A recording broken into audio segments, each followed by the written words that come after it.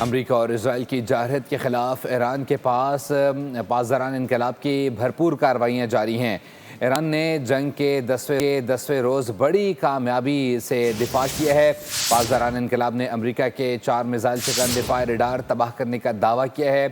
خطے کے ممالک نے ایک بار پھر میزائل اور ڈرون حملوں کو ناکام بنایا۔ تفصیلات اس رپورٹ میں۔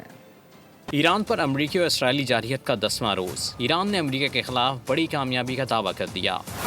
ایرانی پاسداران انقلاب نے 24 گھنٹے میں 4 امریکی میزائل شکن دفاعی ریڈار تباہ کرنے کا دعویٰ کر دیا۔ بین الاقوامی میڈیا کے مطابق ایرانی حملے میں اسرائیل کی دارالحکومت تل ابیب میں کئی عمارتیں تباہ ہو گئیں۔ ایرانی پاسداران انقلاب نے اس سے قبل 200 امریکی فوجی ہلاک اور زخمی کرنے کا دعویٰ بھی کیا تھا۔